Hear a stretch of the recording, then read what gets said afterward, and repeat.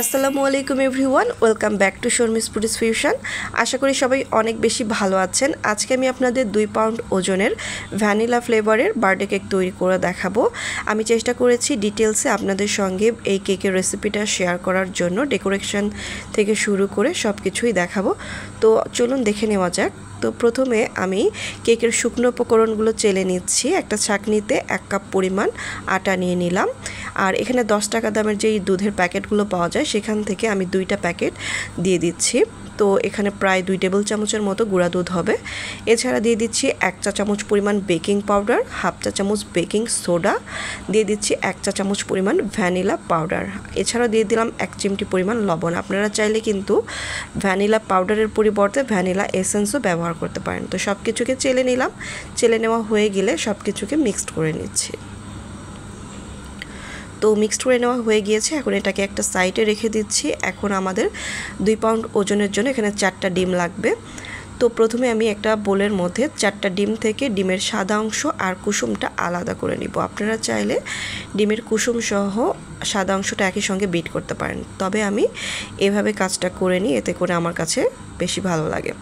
তো ডিমের ফোমটা আমি 1 মিনিটের মতো বিট করে নিয়েছি। এরপর দিয়ে দিচ্ছি এর মধ্যে 1 কাপ পরিমাণ চিনি। চিনিটা পুরোপুরি 1 কাপ আমি এখনও দেইনি, অর্ধেকটা পরিমাণ দিয়ে দিয়েছি আর বাকি অর্ধেকটা পরে দিয়ে দিচ্ছি।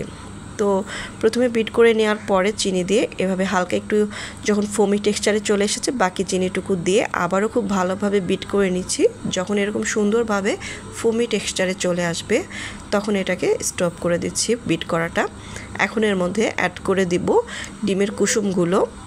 এছাড়া দিতে হবে রান্নার তেল। এখানে 1/3 কাপ পরিমাণ রান্নার তেল দিয়ে দিলাম। এছাড়া দিয়ে দিচ্ছি 1 চা চামচ পরিমাণ ভিনেগার। এখন সব কিছুকে জাস্ট 30 সেকেন্ডের মতো বিট করে নেব। তো সব কিছু জাস্ট মিক্সড হয়ে গেলে আমাদের বিট করাটা বন্ধ করে দিতে হবে। তো বিটারের কাঁটাটা এখন আমি খুলে নিচ্ছি। এখন এর মধ্যে শুকনো উপকরণ দিয়ে দিব। তো প্রথমে আমি অর্ধেকটা পরিমাণ শুকনো উপকরণ দিয়ে এটাকে একটা হুইক্স দিয়ে আস্তে আস্তে এভাবে মিক্সড করে নিচ্ছি। অবশ্যই এই কাজটা কিন্তু আস্তে আস্তে করতে হবে, এতে করে ফোমেরটা যেন নষ্ট না হয়ে যায়, এই কারণে। তো এখন আমি এটাকে সুন্দরভাবে ব্যাটারটা রেডি করে নিয়েছি। এখন একটা 9 ইঞ্চি সাইজের মোল্ডে আমি এটাকে ঢেলে নিচ্ছি। তো সম্পূর্ণ ব্যাটারটা ঢেলে নেওয়া হয়ে গেলে এখানে একটা কাঠি দিয়ে খুব ভালোভাবে ভেতর দিয়ে এভাবে একটু দাগ কেটে নিচ্ছি। এতে করে ভেতরে যদি কোনো এয়ার বাবলস থাকে সেটা চলে যাবে। তো এখন আমি এটাকে একটা প্রিহিটেড ওভেনে 160 ডিগ্রি সেলসিয়াস তাপমাত্রায় প্রায় 40 থেকে 50 মিনিটের জন্য বেক করে নেব। আমি প্রথমে 50 মিনিট টাইমটা দিয়েছিলাম, তবে আমার 40 মিনিটের মধ্যে কেকটা বেক হয়ে গিয়েছে। তো আপনারা চাইলে এই কেকটা কিন্তু চুলায়ও বেক করে নিতে পারেন। চুলায় কিন্তু আমার অনেকগুলো কেকের রেসিপি আছে, আপনারা চাইলে সেই রেসিপিগুলো ফলো করে চুলায় বেক করে নিতে পারবেন। তো কেকটা ঠান্ডা হয়ে আসলে আমি ডিমোল্ড করে নিয়েছি, উপরের কাগজটা উঠিয়ে নিলাম। তো এটা উঠিয়ে যাতে আমার একটু ভেঙে গিয়েছে কেকটা, সমস্যা নেই। তো মাঝখান থেকে কেটে নিতে যাই আমার একটু প্রবলেম হয়েছে, আমি ভুল করে সুন্দরভাবে কেটে নিতে পারিনি। তবে পরে যে অসমান অংশটা ছিল সেটা সুন্দরভাবে কেটে নিয়ে এভাবে নিয়ে নিয়েছি। তো একটা বোর্ডের মধ্যে নিয়ে প্রথমে সুগার সিরাপ দিলাম। আমি দুধ আর চিনি মিক্সড করে সুগার সিরাপ তৈরি করে নিয়েছিলাম। এখন ক্রিম লাগিয়ে নিচ্ছি। এটা হচ্ছে ট্রপিক্যাল ক্রিম।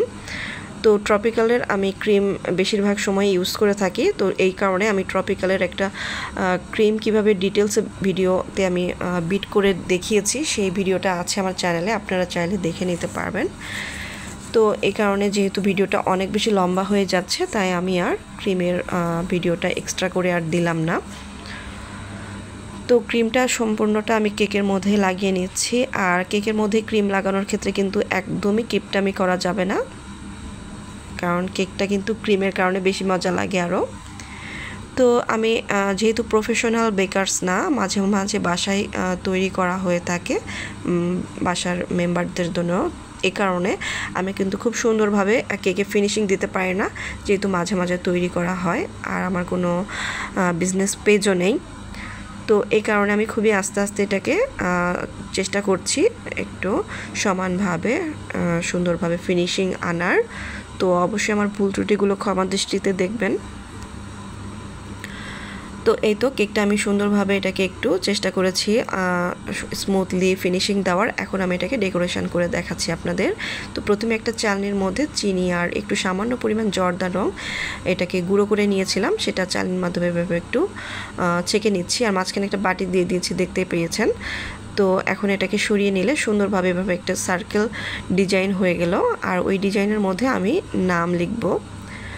তো এখন আমি এখানে একটা নোজেল নিয়েছি, এটা হচ্ছে যে নোজেলটা দিয়ে ফ্লাওয়ার তৈরি করা হয়, রোজ বা এই যে চেরি ব্লসম, সেই নোজেলটা নিয়েছি। এটার কোনো নাম্বার নেই, এটা একটা লোকাল মার্কেট থেকে আমি মানে নোজেলটা নিয়েছিলাম আর কি। তো সেটা দিয়ে আমি এরকমভাবে চেরি ব্লসম ডিজাইন করে নিচ্ছি। ফুলগুলো এভাবে সুন্দরভাবে বেশ কয়েকটা ডিজাইন করে নিব। তো আশা করি দেখে বুঝতে পারছেন কিভাবে ফুলটা বানিয়ে নিচ্ছি। তো এখানে কয়েকটা ফুল বানিয়ে নিয়েছি। এখন ছোট নিফ নোজেল দিয়ে আমি এভাবে ছোট ছোট করে ফুলের সাইড দিয়ে এভাবে ছোট ছোট পাতা তৈরি করে নিচ্ছি।